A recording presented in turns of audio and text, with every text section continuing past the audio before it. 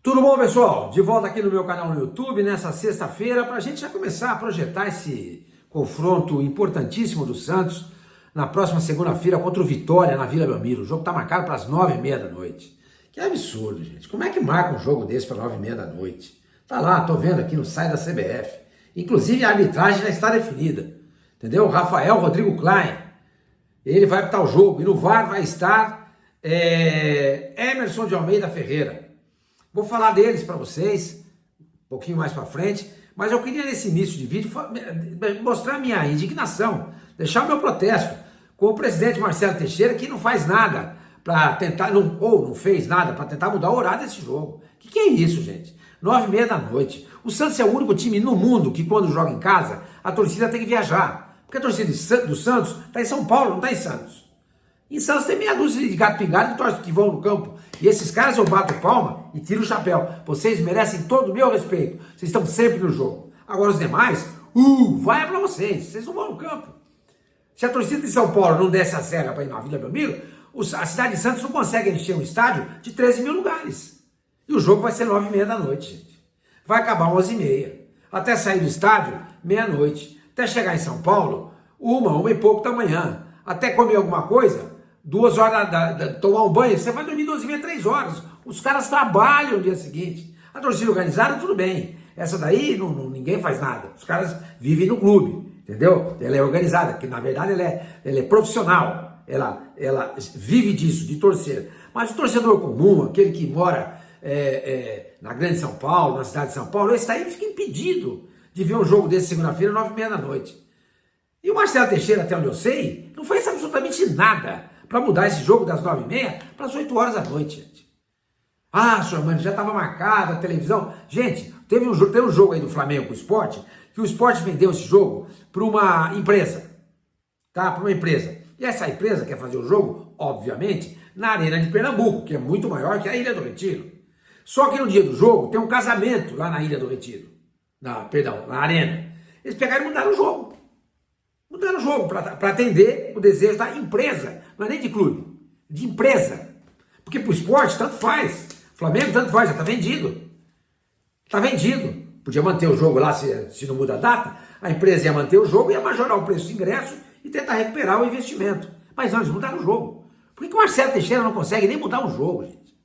9h30 da noite de segunda-feira. Tenha santa paciência. Mas pessoal, vamos lá então, não se esquece, hein? Se inscreve aqui no canal, dê um like, ative o sininho e também é muito importante você hypar esse vídeo, para que o algoritmo do YouTube entenda que esse canal é importante. Tá bom, gente? Conto com vocês.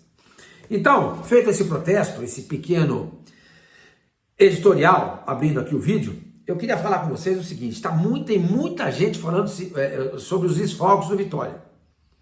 Porque 4 jogadores ou foram expulsos, ou tomaram o cartão amarelo, no jogo de ontem do Vitória, quando o Vitória bateu o Bahia por 2-1. Jogo esse que manteve a distância de 3 pontos entre o Vitória e o Santos. Seria o ideal se tivesse havido um empate ou uma derrota do Vitória. Mas o Vitória ganhou. Aliás, o Vitória com Jair Ventura de técnico melhorou muito, muito. Mas a distância permanece em 3 pontos. 4 jogadores estarão ausentes nesse jogo contra o Santos. Vou dizer para vocês aqui. O Camutanga, o zagueiro. Dudu, volante, foi expulso. Eric, o atacante. E o Renato Kaiser, centroavante.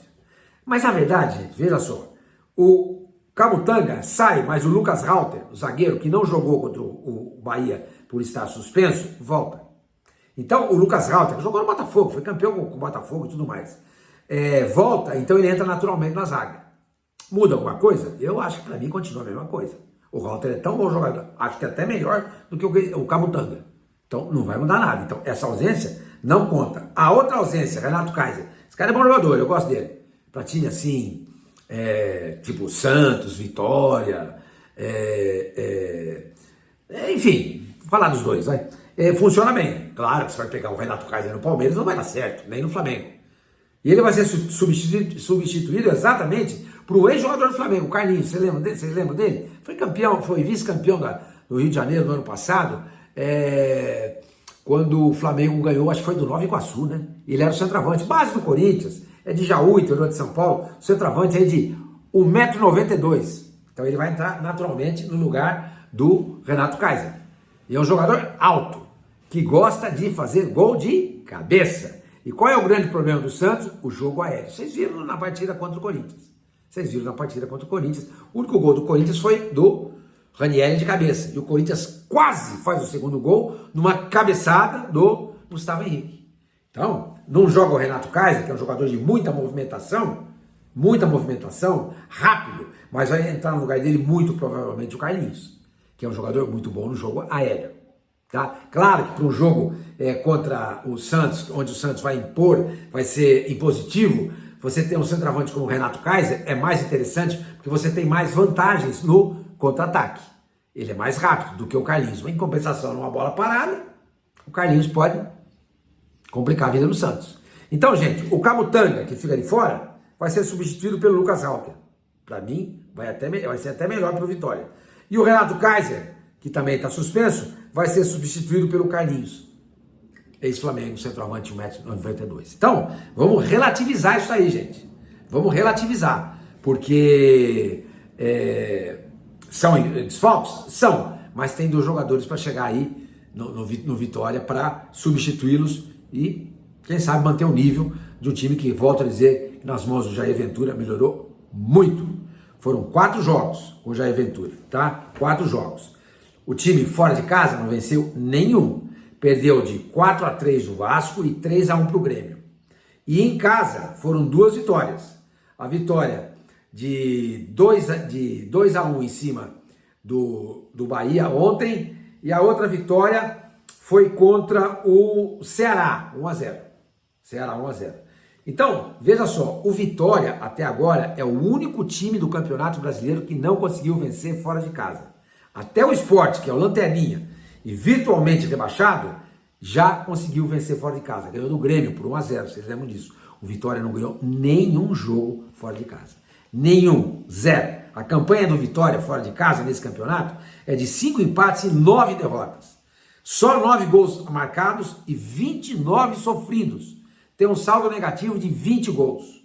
Agora, desses 9 gols marcados fora de casa, 4 foram feitos nos 2 últimos jogos.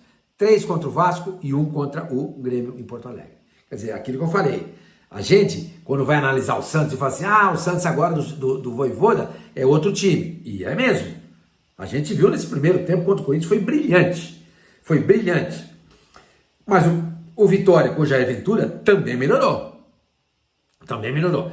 Não vai ser essa baba que todo mundo imagina que vai ser. Não vai ser.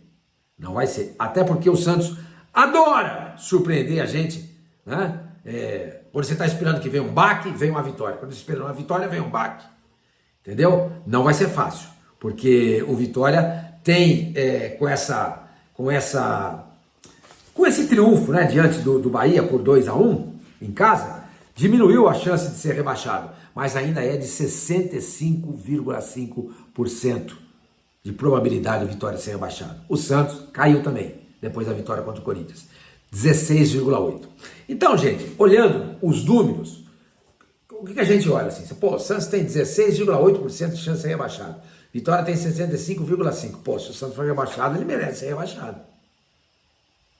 Aí você fala assim, pô, além disso, o Santos vai jogar contra o Vitória, que é o grande perseguidor dele, em casa. Em casa. Tem 3 pontos, pode aumentar para 6. O Santos tem que fazer o trabalho dele. Se o Santos não conseguir ganhar o jogo de segunda-feira, é aquela velha história. Então ele tem que ser rebaixado mesmo, ele merece ser rebaixado. Mas volto a dizer, não é um jogo simples. Como disse o Barreal na entrevista coletiva hoje de manhã, sexta-feira, na Vila Belmiro, o Santos tem que jogar contra o Vitória como ele jogou contra o Corinthians, ou seja, ele usou essa expressão, como se fosse uma final. Mas não adianta encarar só o Corinthians, porque é o Corinthians, como jogo de final de campeonato. Tem que encarar daqui para frente todos os jogos como se fossem finais de campeonato. Todos, sem exceção. Mata-mata, perdeu, cai fora. Perdeu, arruma as malas e volta para casa. Win or go home, como diz o americano, né? Win, vitória, ou go home, ou volta para casa. Quer dizer, se perder para o Vitória segunda-feira, gente, é aquela que estão falando, entendeu? É o Santos, caramba. Tá jogando em casa. Agora, se mantiver a mesma postura, a mesma mentalidade do jogo contra o Corinthians nessa partida contra o Vitória, a chance de ganhar é boa. É boa não, é grande. O Santos é mais time, joga em casa, vai ter o apoio da torcida. Então ele tem que se aproveitar desses trunfos para ganhar do Vitória e dar aquela baita respirada no campeonato, que é o que o Santos está precisando. Entendeu, gente? Outra coisa que eu queria falar com vocês, alguém pode falar, professor Mani, mas o Vitória perdeu de 8-0 do Flamengo. Mas o técnico era o Carille. Era o Carille. Mudou. O Vitória é outro time hoje. É outro time hoje, entendeu? E o Vitória já teve 4 treinadores nesse campeonato, assim como o Santos. Começou com o Carpini, passou pelo Carille, veio o Rodrigo Chagas e agora é o Jair Ventura. O Santos começou com o Caixinha, passou pelo César Sampaio, veio o Cléber Xavier e agora o Vojvoda. Entendeu? Outra coisa, pessoal, que eu queria falar para vocês é o seguinte, já que estamos falando do Santos e do Vojvoda. Em casa, o Santos com o Vojvoda tem... não é que ele tem 100% de aproveitamento, né? O Santos fez 2 jogos em casa com o Vojvoda, fez 3-1 no Corinthians, empatou 1-1 com o Grêmio e 0-0 com o Fluminense. Tá? Então ele tem uma vitória, 2... o Santos fez acho que uma vitória também contra o São Paulo, né? Deixa eu ver aqui, retrospecto do Santos. Santos... Vamos dar uma olhadinha aqui, que agora deu um tilt aqui, eu fiquei meio em dúvida. Acho que o jogo contra o São Paulo, acho que já era o Vojvoda, né? Já era o Vojvoda. Deixa eu ver aqui, contra o São Paulo, 1-0. Santos 1, São Paulo 0. O Santos foi treinado pelo Vojvoda, exatamente. Então o Santos ele faz vitórias em casa contra o Corinthians, contra o São Paulo, empata com o Fluminense e empata com o Grêmio, certo? Então o Santos tem em casa 4 jogos e 2 vitórias e 2 empates. 2 vitórias e 2 empates. E fora de casa, o Santos tem o empate com o Bragantino, a derrota para o Ceará, mas o que interessa aqui agora nessa discussão é o aproveitamento dele em casa. São 3 vitórias e 2 empates. Tá? 3 vitórias e 2... Com 6 gols marcados e apenas 2 sofridos. Ou seja, jogando na Vila Belmiro, o Santos com o Vojvoda, e os jogadores sempre pedem isso, querem jogar na Vila, porque estão acostumados, não tem que viajar, porque viajando para São Paulo tem que viajar, concentrar em São Paulo. É tudo diferente. É como se fosse um jogo fora de casa. Eu entendo isso, mas o problema todo é o turu, grana. Por falar nisso, os ingressos para essa partida contra o Vitória já foram colocados à venda. E é o mesmo preço da partida contra o Corinthians. Eu olhei. Exatamente o mesmo preço. Não mudou nada. Alguém pode falar, mas contra o Corinthians vale, é contra o Corinthians. Aí o outro pode responder, mas contra o Vitória também. O Sormani acabou de falar, é uma final. Concordo. Agora, meu companheiro, é a hora de todo jogo a decisão. Todo jogo é um Corinthians pela frente. Só que, embora os ingressos estejam assim, apareçam lá R$200, 170, 150, o preço médio do ingresso contra o Corinthians foi de R$51. Por quê? Porque normalmente aparece o preço cheio. Mas tem o idoso, tem a criança e principalmente o associado, que paga menos, muito menos. Então, o preço médio do ingresso contra o Corinthians foi de R$51. É caro? Eu não acho. Não acho. R$51 vai ser caro contra a Vitória? Também não acho. Gente, é a hora da torcida ajudar. Porque aquele corredor de fogo que é feito antes de chegar no estádio, que emocionou os jogadores, me parece que não tinha sido feito até agora, nesse Campeonato Brasileiro. Aquilo lá contagia.